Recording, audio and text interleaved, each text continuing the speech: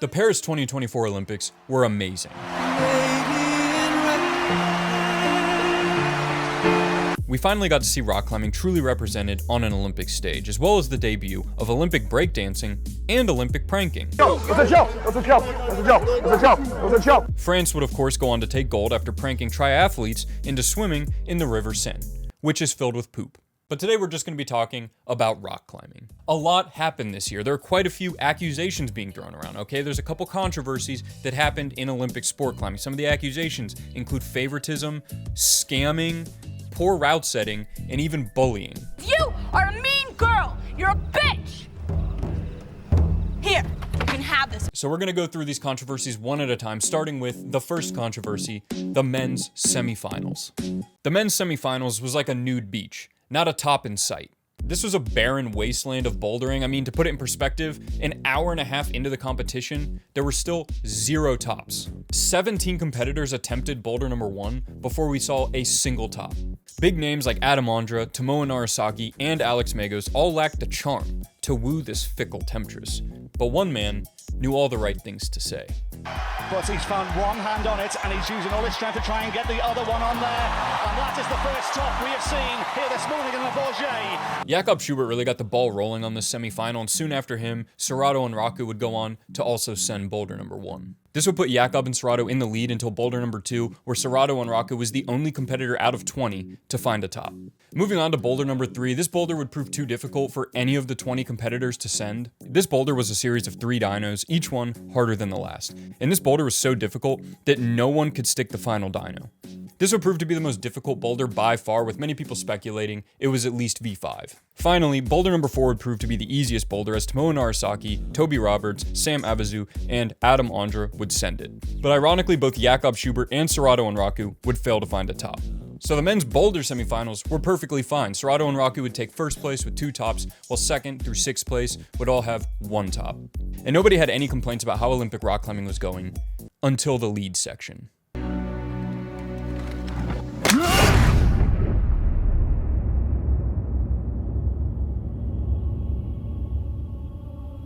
It's not uncommon for the lead segment to have a crux section that takes out a handful of competitors. As a matter of fact, they count on it. But what they don't count on is this crux section being at the very beginning of the route. That's right, at the bottom of the lead wall, at the 12-point hold, there was a move so difficult that it single-handedly determined who made the finals. This move at the very beginning of the lead wall would take out nearly half of the competition. And due to its infamy, people have begun to call this hold the Dream Crusher. Drop it.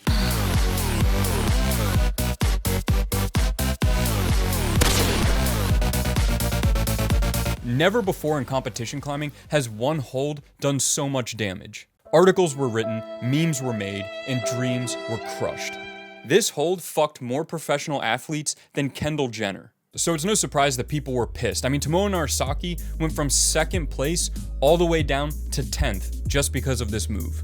As a matter of fact, 7 out of the 8 qualifiers would not have qualified if they had fallen on this hold. So this move alone 100% determined who made the finals. Now for me personally, despite the controversy, I wasn't too broken up over this. I mean, was it ideal? No. Was this Olympics better than the last Olympics? Absolutely. At the end of the day, it's still rock climbing. So if you can't send and somebody else can send, you lose. You send or you bend. Over. I don't know, maybe I'm wrong. Let me know what you guys think. If you disagree, if you think this was bullshit and it never should have happened, hit the subscribe button. And if you agree with me, you think I was right, follow me on OnlyFans. So now we're going to move on to the next controversy, and this was the main controversy. This is the one that everybody was talking about, and it took place in the women's semifinals and finals. Boulder number 1 of the women's semifinals, a full body compression start, holding core tension to establish before releasing while dynoing to the next hold. And while the majority of the athletes were able to do this move, a few of them never made it off the start, one of which being Mori. It's important to note that Mori was the number 2 ranked athlete going into the Olympics, so her not being able to score a single point on the first boulder was a bit odd. But it's also important to note that Mori is only 5 foot 1 inches tall, or 154 centimeters. So most viewers just chalked this up to being too short for boulder number 1, and they moved on.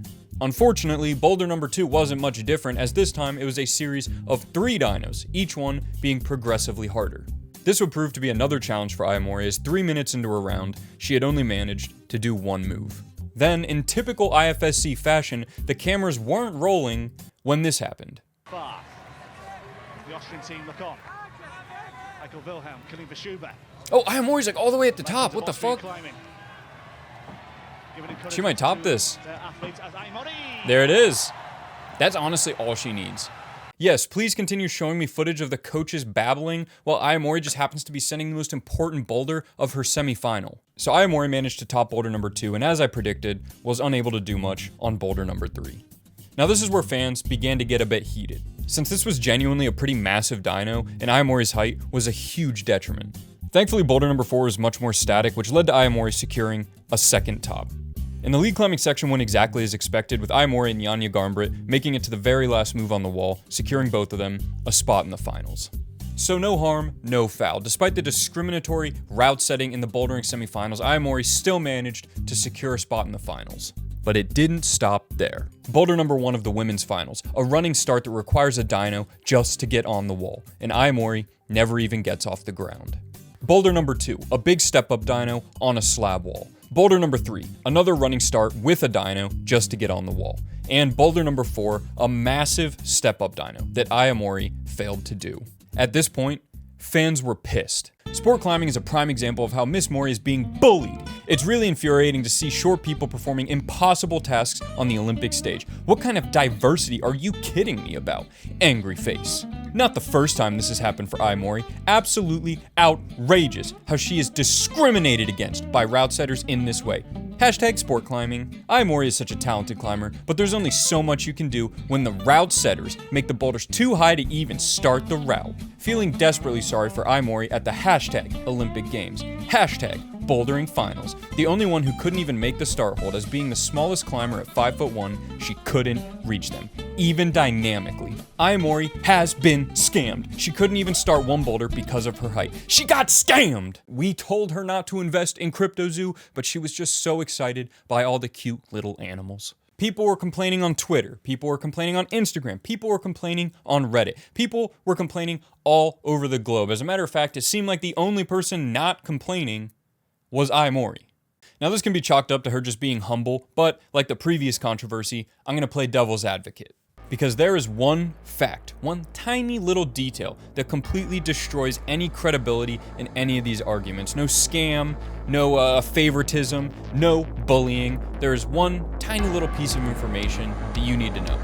Brooke Raboutou is 5'2". That's right, the athlete who scored 84 points in the bouldering finals, falling just short of sending every single boulder, is 1 inch taller than Mori. Now, somehow people are still finding ways to cope with this, like Brooke Raboutou being 1 inch taller is actually this massive difference. And it really just reminds me of those memes about how women see men who are 5'11" versus how they see men who are 6 feet tall. I don't care how much copium you're huffing, 1 inch does not make a difference. Almost too big. Definitely too big. Fucking sick day. ER. You can watch the Olympics yourself and see that every single dyno that Mori fell on, Brooke Raboutou completed. And she didn't just scrape by, okay? She destroyed them. Leader.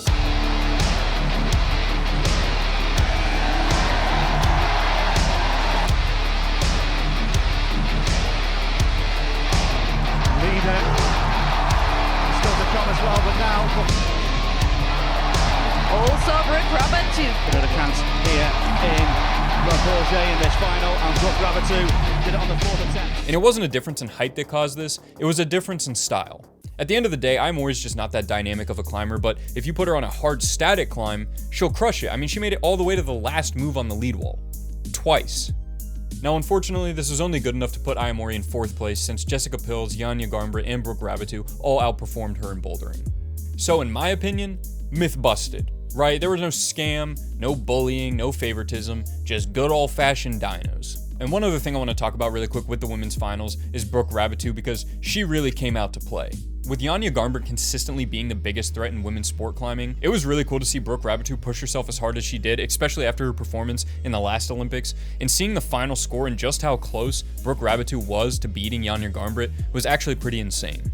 And I don't say this to villainize Janja Garnbret, I mean, she's one of my favorite rock climbers of all time, but she has kind of become a benchmark for women's sport climbing in terms of how good you are and how close you are to being the best, because she has consistently been the best for like a decade now.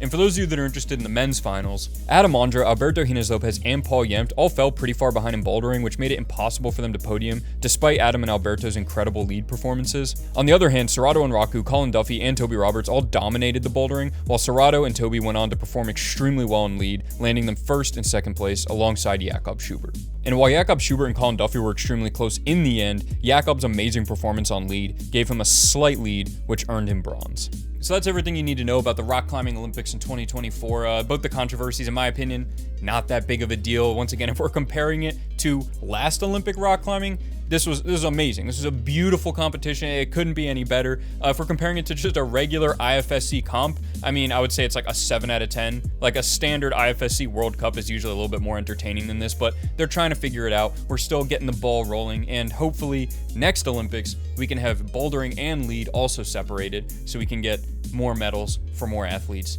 Thank you guys for watching, and I'll see you next time.